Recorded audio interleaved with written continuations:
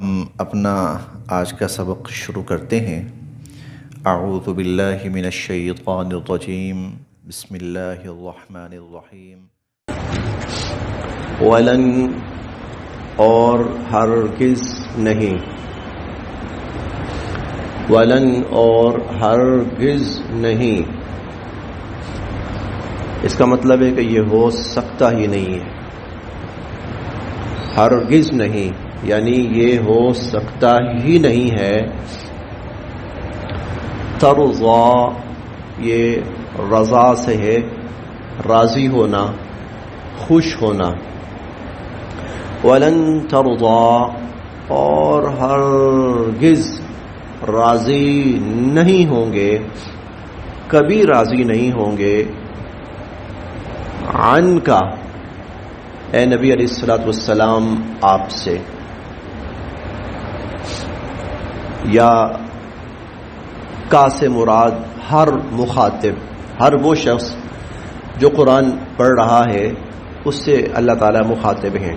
اے سننے والے، اے نبی علیہ الصلوۃ والسلام بھی، اور اے ہر وہ شخص جو یہ قرآن سن رہا ہے، لن ترضا ہرگز راضی نہیں ہوں گے، عن کا تم سے،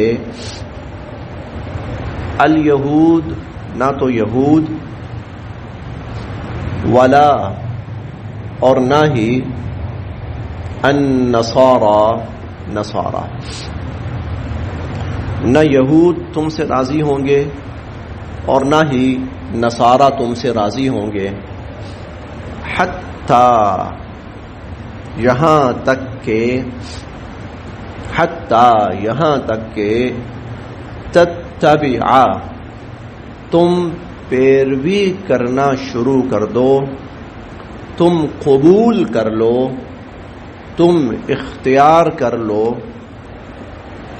ملتہم ملت، ملت ہم ان کی، یہاں تک کہ تم ان کی ملت یعنی ان کا طور طریقہ، ان کی زندگی، ان کا دین جب تک تم اختیار نہیں کر لو گے اس وقت تک تم سے یہود و نصارہ راضی یا خوش نہیں ہونے والے۔ وَلَئِن و اور لا، یقیناً لام تاکیدی ہوتا ہے، یقیناً، ان قل، ٹھیک، قل آپ فرمائیے،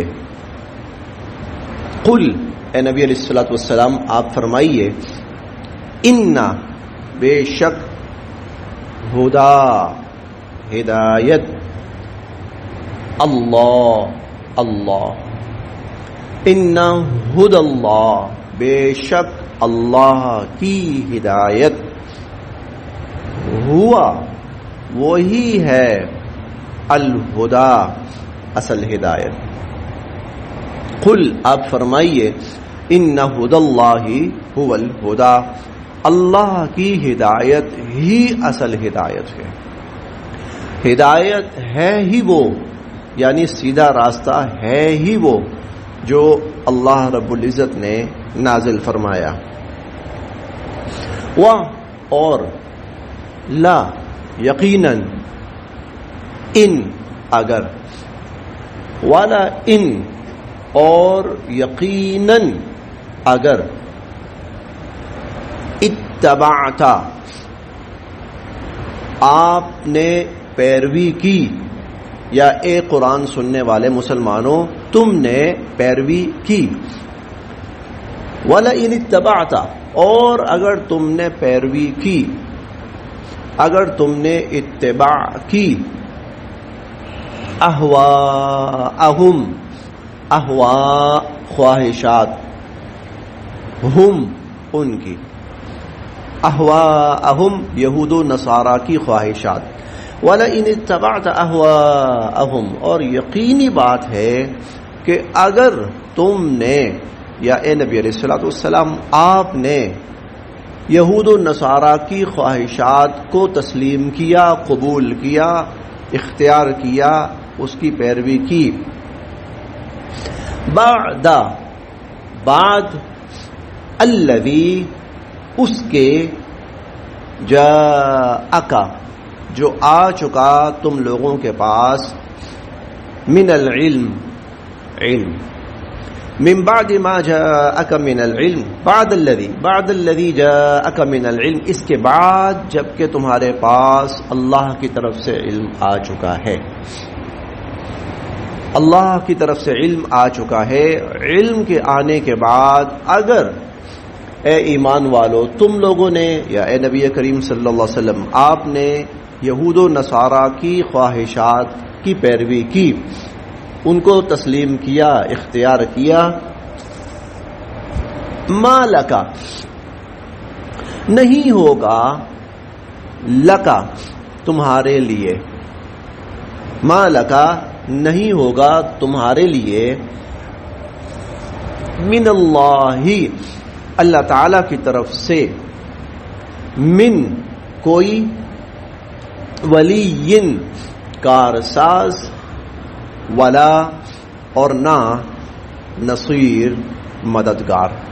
پھر نہ تو اللہ کی طرف سے کوئی تمہارا کارساز ہوگا اور نہ ہی کوئی تمہارا مددگار ہوگا. پھر دیکھتے ہیں جی ولن ترضى عنك اليهود ولا النصارى، یہود و نصارہ ہرگز تم سے خوش نہیں ہوں گے، تم سے راضی نہیں ہوں گے، حتی جب تک کہ تتبع ملتہم جب تک کہ تم ان کے دین کو اختیار نہ کر لو، قبول نہ کر لو. یعنی یہود اس وقت تک تم سے راضی خوش مطمئن نہیں ہوں گے جب تک تم یہودی نہ بن جاؤ، اور عیسائی اس وقت تک نہیں ہوں گے جب تک کہ تم عیسائی نہ بن جاؤ. ہم نے بلکہ پڑھیں گے انشاءاللہ دوسرے پارے میں وَلَا يَزَالُونَ يُقَاتِلُونَكُمْ حَتَّى يَرُدُّوكُمْ عَنْ دِينِكُمْ إِنِ اسْتَطَاعُوا. یہ ہمیشہ تم سے لڑیں گے. کیوں لڑیں گے؟ اس لیے لڑیں گے کہ تمہیں تمہارے دین سے کفر میں واپس پلٹا دیں. 2-3 دن پہلے ہم نے پڑھا وَدَّ كَثِيرٌ مِّنْ أَهْلِ الْكِتَابِ لَوْ يَرُدُّونَكُمْ مِّن بَعْدِ إِيمَانِكُمْ كُفَّارًا. یہود و نصارہ کی اکثریت ان کی یہ شدید خواہش ہے کہ تم ایمان لا چکے ہو، تمہیں ایمان لانے کے بعد دوبارہ کفر میں پلٹا دیا جائے. تو یہ اس وقت تم سے راضی ہوں گے جب تم اپنا دین چھوڑ دو گے اور ان کا دین اختیار کر لو گے. قل آپ فرمائیے ان ھدی اللہ ھو الھدی، بے شک اللہ کی ہدایت ہی اصل ہدایت ہے. اور اللہ کی ہدایت کیا ہے؟ ہم نے پہلی ہی اس سورہ البقرہ کی پہلی آیت میں پڑھا تھا ذالک الکتاب لا ریب فیہ ھدی للمتقین. یہ ہے وہ کتاب جس میں کوئی شک نہیں اور یہ ہدایت ہے پرہیزگاروں کے لیے. تو اللہ کی طرف سے جو ہدایت آئی ہے اس کی سب سے بڑی شکل قرآن مجید ہے. یہ ہے اصل ہدایت. اگر اس کے برخلاف، اس کے مقابلے میں، اس کے برعکس یہود و نصارہ اگر تمہیں کوئی بات کہتے ہیں وہ گمراہی ہے، وہ سراسر گمراہی ہے. قل آپ فرمائیے ان ھدی اللہ، بے شک اللہ کی ہدایت ھو الھدی، وہ اصل ہدایت ہے. ولئن اور یقیناً اگر اتبعت آپ نے پیروی کی یا تم لوگوں نے پیروی کی اہواءہم ان کی خواہشات کی، یعنی جو وہ چاہتے ہیں، جس راستے پر جس رخ پر وہ چلانا چاہتے ہیں، اگر تم نے اس راستے اور اس رخ پر چلنے کی کوشش کی تو گویا تم نے ان کی خواہشات کو تسلیم کر لیا. بعد الذی اس کے بعد جاءک من العلم جبکہ تمہارے پاس علم آ چکا ہے. اور علم کی سب سے بڑی شکل قرآن کریم ہے. علوم میں سب سے بڑا علم قرآن کریم ہے. ہدایت میں ہدایت کی سب سے بڑی شکل اور سب سے بڑی چیز وہ قرآن کریم ہے. بعد الذی جاءک من العلم، آپ کے پاس یا تمہارے پاس علم آ چکا، اس کے بعد اگر ان کی خواہشات کے پیچھے چلے، ما لکا تو پھر نہیں ہوگا تمہارے لیے من اللہ اللہ کی طرف سے من ولی کوئی کارساز ولا نصیر اور نہ ہی کوئی مددگار. یعنی پھر اللہ تمہاری کوئی مدد نہیں کرے گا، پھر اللہ تعالیٰ تم پر آئے ہوئے پریشانیوں مصیبتوں کو نہیں ڈالے گا، پھر اللہ پاک تمہارے کام نہیں سنوارے گا. حالانکہ ایمان والوں کے بارے میں ہے یصلح لکم اعمالکم، اللہ تمہارے کام ٹھیک کر دیں گے، اللہ تعالیٰ تمہارے کام ٹھیک کر دیں گے. یہ ہم 22ویں پارے میں سورہ الاحزاب کی آخری آیات میں پڑھیں گے. یا ایھا الذین آمنوا اتقوا اللہ وقولوا قولا سدیدا، اے ایمان والو اللہ کی نافرمانی سے بچو اور قول سدید، بالکل صحیح سچ درست بات کیا کرو. فائدہ کیا ہوگا؟ یصلح لکم اعمالکم، اللہ تمہارے سارے کام سنوار دیں گے. وَيَغْفِرْ لَكُمْ ذُنُوبَكُمْ، اللہ تمہیں بخش بھی دیں گے، تمہارے گناہوں کو بخش بھی دیں گے. لیکن اگر تمہارا طرز عمل یہ ہوا اتبعت اہواءہم، تم ان کی خواہشات کے پیچھے چلے، مَا لَكَ مِنَ اللَّهِ مِن وَلِيٍّ وَلَا نَصِيرٍ، تو پھر اللہ کی طرف سے نہ کوئی تمہارا کارساز ہے نہ ہی کوئی تمہارا مددگار ہے. یوں سمجھ لو کہ تم اللہ سے اپنا ناطہ توڑ بیٹھو گے اور اللہ سے اپنا رشتہ اور اللہ سے اپنا تعلق توڑ بیٹھو گے اگر ان کی منمانیوں کے پیچھے، ان کی خواہشات کے پیچھے، ان کی مرضیوں کے پیچھے چلو گے. اچھا، اس میں کوئی مخصوص چیز اللہ نے بیان نہیں فرمائی کہ یہ مخصوص چیز ہے اس بارے میں اگر تم ان کے پیچھے چلے اور تم نے ان کا کہا مانا، بلکہ اللہ رب العزت نے اوورآل اجتماعی بات کی ہے اور عمومی بات کی ہے. عمومی کیا ہے؟ اللہ تعالیٰ نے تمہیں ایک دین دیا ہے، پورا دین ہے، ہدایت ہے، اور ہدایت تمام شعبوں کو محیط ہے. علم ہے اور وہ علم تمام پہلوؤں کی رہنمائی کرتا ہے. تمہارے پاس علم آ چکا جو زندگی کے تمام پہلوؤں کی رہنمائی کرتا ہے. تمہارے پاس ہدایت آ چکی جو تمام پہلوؤں پر محیط ہے. اللہ کا دین ہے جو مکمل رہنمائی ہے. اب کفر یہ چاہے گا کہ تم اللہ کے دین کو کلی طور پر نہیں تو جزوی طور پہ چھوڑ دو، جزوی طور پر تم چھوڑ دو. چلو ٹھیک ہے، ایمان پہ قائم رہو. ایمان کیا ہے؟ اللہ ایک ہے، وحدہ لا شریک ہے، تمام نبی اور پیغمبر سچے ہیں، کتابیں سچی ہیں، اور انبیاء علیہ السلام برحق ہیں، قیامت کا دن سچ ہے، برحق ہے. ٹھیک ہے، ایمان رہا. ہمارا لائف سٹائل، ہمارا طرز عمل انفرادی اجتماعی، اس میں کفر کو لانا شروع کر دو تو یہ پھر کفر کی اتباع ہے، یہ پھر کفر کی پیروی ہے. بہت بڑی باتیں اللہ نے اور بڑے واضح لفظوں میں، دو ٹوک لفظوں میں اور واضح لفظوں میں یہاں بیان فرمائی. یہود و نصارہ کو راضی کرنے کی کوشش کرو، کبھی راضی نہیں ہوں گے. ان کے راضی ہونے کی ایک شکل ہے اسلام چھوڑ دو، کافر ہو جاؤ. اسلام چھوڑ دو، کافر ہو جاؤ، مشرک بن جاؤ، پھر وہ تم سے راضی ہیں. ان کی اور تمہاری لڑائی تمہارے اس دین اور تمہارے اس ایمان کی ہے. انہیں نہ تمہاری ترقی سے کوئی لینا دینا ہے، انہیں نہ تمہاری جغرافیائی صورتحال سے کچھ لینا دینا ہے. ان کا اور تمہارا جو نقطہ اختلاف ہے وہ ایمان ہے. جس ایمان پہ تم ہو، جس دین پہ تم ہو، اس سے انہیں اختلاف ہے. وہ یہ نہیں چاہتے. وہ دیکھیں نا، جب تک کہ تم اپنا دین چھوڑ کر ان کا دین اختیار نہ کرو، لو یردونکم من بعد ایمانکم کفارا، کہ تمہیں ایمان لانے کے بعد دوبارہ کافر بنا دیں، اور تم اپنا دین چھوڑ کر ان کا دین اور ان کی خواہشات اپنانا شروع کر دو، تو پھر گویا تم نے اللہ سے اپنا ناطہ توڑ لیا. اب یہ ہمیں جو ہے نا ہمارے لیے بہت بڑی بات ہے، ہمارے لیے بہت بڑا سبق ہے، بہت بڑا پیغام ہے ہمارے لیے. انہی چیزوں کو تو سمجھنا ہے کہ ہم اپنی زندگی کے کن کن شعبوں میں اللہ کی اور اللہ کے رسول کی اتباع کرتے ہیں، اور کن کن شعبوں میں یہود و نصارہ کی اتباع کرتے ہیں. جی، ہماری زندگی کے بہت سے شعبے ایسے ہیں، انفرادی طور پر یا اجتماعی طور پر، چاہتے ہوئے یا نہ چاہتے ہوئے ہم یہود و نصارہ کی اتباع کرتے ہیں. ہماری زندگی کے بہت سے شعبے ایسے ہیں جہاں ہم نے کفر کو تسلیم کیا ہوا ہے، ہم نے کفر کو اختیار کیا ہوا ہے. ہماری زندگی کے بہت سے شعبے ایسے ہیں. سوچنا شروع کریں گے تو بہت کچھ نظر آتا جائے گا، بڑا واضح نظر آئے گا، کوئی اس میں کوئی قباحت نہیں ہوگی. الذین، جو لوگ آتیناہم ہم نے دی ان کو، الذین وہ لوگ، آتیناہم جن کو ہم نے دی، الکتاب کتاب، وہ لوگ جن کو ہم نے کتاب دی یعنی قرآن مجید،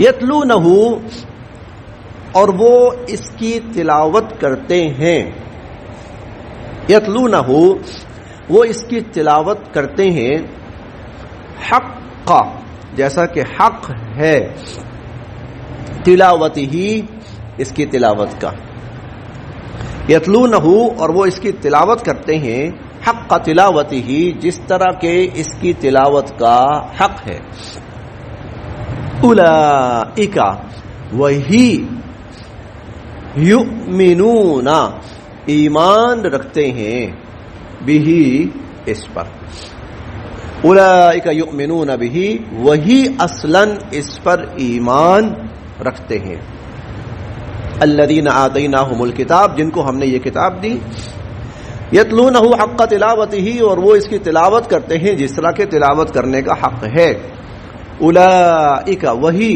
یؤمنون بہ اس پر ایمان رکھتے ہیں، ومن اور جو، یکفر انکار کرے گا، بہ اس کا، ومن یکفر بہ اور جو اس کا انکار کرے گا، فاولئک تو وہ، ہم وہ یعنی وہی، فاولئک ہم تو وہی، الخاسرون نقصان اٹھانے والے ہیں، خسارہ پانے والے ہیں، جن کو ہم نے کتاب دی امت مسلمہ، اور جو لوگ اس کی تلاوت کرتے ہیں جیسا کہ تلاوت کا حق ہے۔ اب تلاوت کے حق سے کیا مراد ہے؟ تلاوت کے حق سے سیدھی سادی سی بات مراد ہے بھئی جو پڑھا ہے، سمجھا ہے، اس کو مانا ہے اور اس پر عمل کیا ہے۔